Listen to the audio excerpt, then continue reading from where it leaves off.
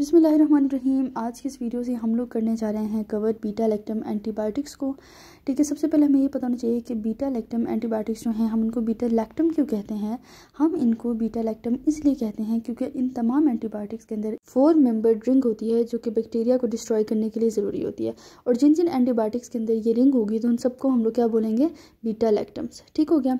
अच्छा, ये तो हम लोगों ने यहाँ पे बात कर ली। अब हम देख लेते हैं कि बीटा लैक्टम एंटीबायोटिक्स के अंदर कौन कौन सी एंटीबायोटिक्स आती हैं। ठीक है, इसमें हमारे पास जो है ना 4 तरह की एंटीबायोटिक्स आएंगी। ठीक है, जो फर्स्ट वन इसमें आएगी उसको आज हम लोग डिटेल में भी डिस्कस करेंगे। वो आती है हमारे पास पेनिसिलिन्स। ठीक है, पेनिसिलिन्स के बाद हम लोग देखेंगे सेफेलोस्पोरिन्स को।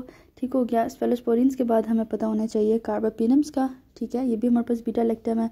एंड इन द लास्ट हमारे पास आ जाती है जी मोनोबैक्टम। तो ये 4 तरह की एंटीबायोटिक्स जो है हमारे पास बीटा लैक्टम एंटीबायोटिक्स हैं। तो इन चारों एंटीबायोटिक्स को हम लोग डिस्कस करेंगे वन बाय वन, लेकिन आज के इस वीडियो में हम लोग डिटेल से देखेंगे पेनिसिलिन्स को। ठीक है, हम सबसे पहले स्टार्ट करेंगे पेनिसिलिन्स के मैकेनिज्म ऑफ एक्शन से। ठीक हो गया। इसके अंदर 3 मेन हमारे पास स्टेप्स आते हैं। ठीक है, मैकेनिज्म ऑफ एक्शन के अंदर फर्स्ट वो स्टेप आता है जिसमें हमारे पास पेनिसिलिन जो है वो आके जाके बाइंड करेगी उस बैक्टीरिया के साथ। ठीक है, ये मैंने यहाँ पे बना दी है बैक्टीरिया की सेल मेम्ब्रेन। इसमें हमारे पास प्रोटीन्स होती हैं जिनको हम लोग नाम देते हैं पेनिसिलिन बाइंडिंग प्रोटीन्स का। इन प्रोटीन्स के साथ जो है हमारे पास क्या होता है, पेनिसिलिन आके बाइंड करती है। जब वो इनके साथ आके बाइंड करती है और क्या करती है, ये इनहिबिट कर देती है एक रिएक्शन को जिसको हम लोग नाम देते हैं ट्रांसपेप्टिडेशन रिएक्शन का। ठीक है, नॉर्मली ये ट्रांसपेप्टिडेशन रिएक्शन क्या करती है, हमारे पास क्रॉस लिंकिंग करवाती है पेप्टिडोग्लाइकन चेन की जो कि सेल वॉल के अंदर होती है। जब हमारे पास ट्रांसपेप्टिडेशन नहीं होगी तो हमारे पास क्रॉस लिंकिंग जो है पेप्टिडोग्लाइकन की नहीं होगी। ठीक है, जब ये नहीं होगी तो इसका क्या मतलब है कि हमारे पास जो सेल वॉल की सिंथेसिस है वो भी नहीं होगी। ठीक है, और बैक्टीरिया जो है उसकी भी ग्रोथ हमारे पास नहीं होगी, बैक्टीरिया की डेथ हो जाएगी। ठीक है, जो थर्ड आपने इसके अंदर मैकेनिज्म याद रखना है वो ये याद रखना है कि ये एक्टिवेशन करवा देती है ऑटोलिटिक एंजाइम्स की जो कि बैक्टीरियल सेल वॉल के अंदर लीजन्स इंड्यूस करवा देती हैं या फिर आपके लोग पोर्स इंड्यूस करवा देती हैं। तो जब हमारे पास सेल वॉल ही इंटैक्ट नहीं रहेगी तो बैक्टीरिया की भी डेथ हो जाएगी। तो ये आपको मैकेनिज्म ऑप्शन पता होना चाहिए, बहुत इंपॉर्टेंट है। ठीक है, तो इन तीनों मैकेनिज्म से अल्टीमेटली क्या हुआ, हमारे पास बैक्टीरियल सेल डेथ हो गई। ठीक है जी। अब हम लोग देख लेते हैं मैकेनिज्म ऑफ रेजिस्टेंस। ये भी बहुत इंपॉर्टेंट है, बहुत पूछा जाता है पेनिसिलिन की मैकेनिज्म ऑफ रेजिस्टेंस को। इसमें भी हमारे पास आपने याद रखना 3 तरह की चीज़ें आएंगी जिससे हम लोगों ने 3 स्टेप्स उसके मैकेनिज्म ऑफ एक्शन में देखे थे। फर्स्ट ये कि जो बैक्टीरिया है वो क्या करता है, वो हमारे पास बीटा लैक्टमेसिस प्रोड्यूस कर देता है। ठीक है, ये बीटा लैक्टमेसिस क्या करती हैं, हमारे पास जो बीटा लैक्टम रिंग होती है जो जिसने मेन काम करना था एंटीबायोटिक के अंदर, उसी को ये इनहिबिट कर देती है। जब वही नहीं होगी तो क्या हो जाएगा, हमारे पास लॉस ऑफ एंटीबायोटिक एक्टिविटी हो जाएगी। ठीक है, सो आपने याद रखना है, इसके एग्जाम्पल में आपने याद रखना है स्टेफिलोकोकस की स्पीशीज बहुत ज़्यादा बीटा लैक्टमेसिस प्रोड्यूस करती है। ठीक है, सेकंड पे आपने याद रखना है कि ये चेंज कर देती हैं अपनी पेनिसिलिन बाइंडिंग प्रोटीन्स को। ठीक है, जिनके साथ याद है आपको पेनिसिलिन आके बाइंड करी थी, तो क्या होगा कि जब पेनिसिलिन बाइंडिंग प्रोटीन्स ही चेंज हो जाएंगी तो एंटीबायोटिक्स भी उसके साथ आके बाइंड नहीं कर पाएंगी। थर्ड जो चीज़ है वो ये आ जाता है कि ये अपने पोरिन स्ट्रक्चर्स के अंदर चेंज प्रोड्यूस कर देती हैं, मीन्स के जिसके थ्रू एंटीबायोटिक्स ने हमारे पास गुजर के आना था सेल के अंदर तक। जब पोरिन के स्ट्रक्चर्स ही चेंज हो जाएंगे तो एंटीबायोटिक जो है वो बैक्टीरियल सेल तक रीच नहीं कर पाएंगे। ठीक है, सो उनका जो एसेस था हमारे पास बैक्टीरियल सेल तक वो ख़त्म हो जाएगा। तो ये 3 मैकेनिज्म है हमारे पास रेजिस्टेंस के। इसके अंदर आपने सेकंड में एग्जांपल याद रखनी है, जो सेकंड मैकेनिज्म ऑफ रेजिस्टेंस है यानी change in the penicillin binding proteins. इसके थ्रू कौन सी स्पीशीज़ हमारे पास रेजिस्टेंस डेवलप करती हैं, आपने याद रखना है। इसके अंदर मर्सा की जो स्पीशीज़ है वो रेजिस्टेंस डेवलप करेंगी। ठीक है, MRSA basically stand for methicillin resistant staphylococcus aureus. ठीक है, अब आपने इसके अंदर ये चीज़ याद रखनी है कि जो मेथिसिलिन एंटीबायोटिक है ये नॉर्मली तो बीटा लैक्टमेज रेजिस्टेंट है। ठीक है, यानी कि ये ऊपर वाले मैकेनिज्म्स के थ्रू यानी कि बीटा लैक्टमेजेस के थ्रू तो इनहिबिट नहीं होगी। तो फिर सोचने वाली बात यह है कि फिर किस तरह से ये जो मर्सा है वो अपने अंदर रेजिस्टेंस डेवलप कर लेती है अगेंस्ट द एंटीबायोटिक्स। तो अब जो हमारे पास मैकेनिज्म है change in the penicillin binding proteins, इनके थ्रू जो है ना वो फिर एंटीबायोटिक से रेजिस्टेंट होती है। ठीक है जी।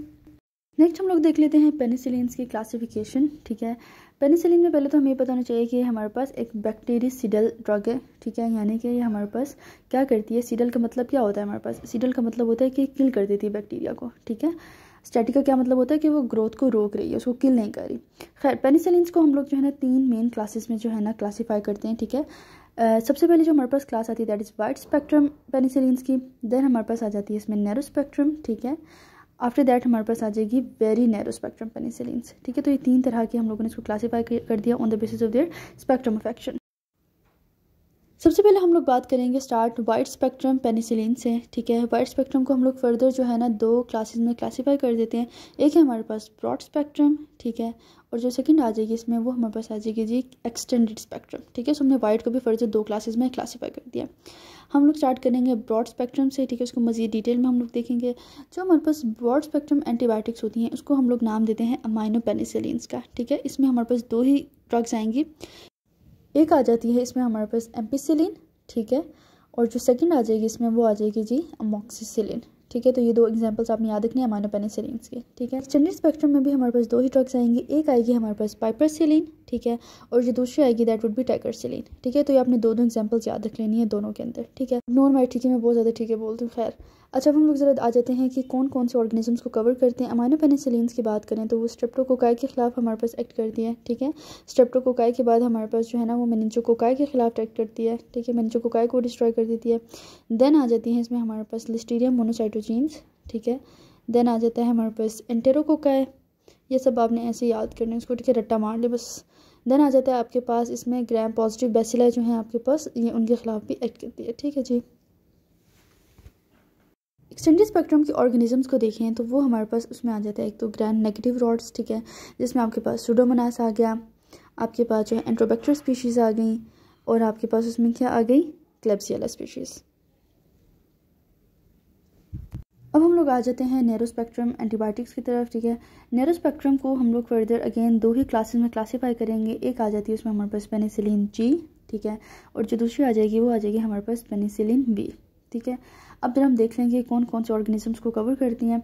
पेनिसिलिन जी की अगर हम लोग बात करें तो उसमें ही हमारे पास सबसे पहले जो ऑर्गेनिज्म आपने याद रखना है वो आपने याद रखना है स्पाइरोकीट्स के खिलाफ एक्ट करती है। ठीक है, ये हमारे पास ड्रग ऑफ चॉइस होती है सिफिलिस में। देन स्ट्रेप्टोकोकस स्पीशीज़ में स्ट्रेप्टोविरिडियंस के खिलाफ एक्ट करती है। ठीक है, इसके अलावा हमारे पास स्ट्रेप्टोगिलेक्टिया के खिलाफ एक्ट करती है। ठीक है, इसके अलावा ये मेनिंजोकोकाई के स्पेक्ट्रम को भी कवर करेगी। ठीक है, मेनिंजोकोकाई के बाद लास्ट पर आप याद रख लें कि ग्राम पॉजिटिव बेसिलाई को भी आपके पास जो है ना पेनिसिलिन जी कवर करती है। ठीक है, और ग्राम पॉजिटिव बेसिलाई में हमारे पास क्या आ जाती है क्लॉस्ट्रीडियम परफरेंसिस आ जाती है। ठीक है जी, पेनिसिलिन वी को हम लोग जो है मेनली ओरोफेरिंजियल इन्फेक्शन में यूज़ करते हैं। ठीक है, और आपने इसके अंदर एक चीज़ याद रखनी है कि जो आपके पास पेनिसिलिन वी है वो हमारे पास ड्रग ऑफ चॉइस होती है। किसके लिए? फॉर स्ट्रेप फेरिंजाइटिस के लिए। ठीक है, जो आपके पास होता है ना बेसिकली स्ट्रेप आयोजेनेस जो कि फेरिंजाइटिस कॉज करता है उसके लिए। लास्ट में हम लोग देख लेते हैं अपने वेरी नैरो स्पेक्ट्रम को, जिसमें आ जाती है हमारे पास मेथिसिलिन, देन आ जाती है हमारे पास नेफिसिलिन, इन द लास्ट आ जाती है हमारे पास ऑक्सीसिलिन। ठीक है, ये तीनों हमारे पास क्या है वेरी नैरो स्पेक्ट्रम पेनिसिलिन्स हैं। इनको हम लोग देते हैं इन सस्पेक्टेड स्टेफिलोकोकल इन्फेक्शंस में। अब आपने नोटिस किया होगा कि पिछले में से कोई भी पेनिसिलिन को हम लोगों ने स्टेफिलोकोकल इन्फेक्शंस में नहीं दिया था। क्यों? क्योंकि स्टेफिलोकोकस क्या प्रोड्यूस करते हैं? स्टेफिलोकोकस हमारे पास बीटा लैक्टेमेसेस प्रोड्यूस करते हैं, और जो हमारे पास बीटा लैक्टेमेसेस हैं उनसे हमारे पास पिछली तमाम पेनिसिलिन जो हमने डिस्कस किए हैं वो ससेप्टेबल हैं। तो ये वाली जो 3 हमने ऊपर पढ़ी है मेथिसिलिन, नेफिसिलिन एंड ऑक्सासिलिन, ये तीनों पेनिसिलिन्स ऐसी पेनिसिलिन्स है जो कि बीटा लैक्टेमेस से क्या है रेजिस्टेंट है। ठीक है, इनको फर्क नहीं पड़ता चाहे बीटा लैक्टेमेस प्रोड्यूस हो रहा है या नहीं हो रहा है, इनको ये नहीं डिग्रेड होंगी बीटा लैक्टेमेस से। ठीक है, इसीलिए हम लोग वेरी नैरो स्पेक्ट्रम को किस में देते हैं? स्टेफिलोकोकस के इन्फेक्शन में। ठीक है, वेरी नैरो से मतलब क्या है कि इसको सिर्फ हम लोग स्टेफिलोकोकल के ही इन्फेक्शन में देते हैं। ठीक है, अगर हमारे पास स्टेफिलोकोकस से भी रेजिस्टेंस डेवलप हो जाए, और वो किस वजह से डेवलप होगी? वो तब डेवलप होगी जब हमारे पास चेंज आ जाएगा पेनिसिलिन बाइंडिंग प्रोटीन्स में। आई एम सो सॉरी, मेरी इस साइड पर आके राइटिंग बहुत ख़राब हो जाती है क्योंकि जिस पे मैंने मोबाइल होल्ड किया होता है टू रिकॉर्ड द वीडियो, तो वो मतलब मेरे हाथ पे लग रहा होता है तो मुझसे सही लिखा नहीं जाता। ठीक है जी, सर आपने जो बात याद रखनी है वो ये याद रखनी है कि जो वेरी नैरो स्पेक्ट्रम की ड्रग्स हैं ये बीटा लैक्टेमेसेस के थ्रू तो रेजिस्टेंस को डेवलप नहीं करेंगी, अलबत्ता क्या करेंगी? अपनी पेनिसिलिन बाइंडिंग प्रोटीन्स को ही चेंज कर देंगी, जिस वजह से फिर अल्टीमेटली ये फिर रेजिस्टेंस डेवलप करेंगी। ठीक है, बस आपने ये बात याद रखनी है कि जो आपके पास वाइड स्पेक्ट्रम पेनिसिलिन्स हैं वो सारी की सारी पेनिसिलिनेस ससेप्टेबल हैं। ठीक है, तो आप वो स्टेफिलोकोकस के इन्फेक्शन में नहीं दे सकते। नैरो स्पेक्ट्रम में भी यही सीन है कि वो भी पेनिसिलिनेस ससेप्टेबल हैं। ठीक है, जबकि आपके पास जो वेरी नैरो स्पेक्ट्रम है वो क्या है? पेनिसिलिनेस रेजिस्टेंट है, तो इनको जो है आप स्टेफ ऑरियस के इन्फेक्शन में दे सकते हो। ठीक है, लास्ट में हमने ये बात याद रखनी है कि जितनी भी पेनिसिलिन्स हमारे पास पेनिसिलिनेस से ससेप्टेबल हैं उन तमाम पेनिसिलिन्स को आप बीटा लैक्टेमेस इनहिबिटर्स के साथ दोगे। ठीक है, ताकि बीटा लैक्टेमेस से वो इनहिबिट ना हो सके। बीटा लैक्टेमेस इनहिबिटर्स में हमारे पास क्लेवुलानिक एसिड आ जाता है, इसके अलावा हमारे पास सेल्बैक्टम आ गया एंड देन लास्ट पर टेजोबैक्टम आ गया। So it was all about penicillins. I hope so कि आपको समझ आ गई होगी। नेक्स्ट वीडियो तक के लिए अल्लाह हाफिज़, थैंक यू सो मच।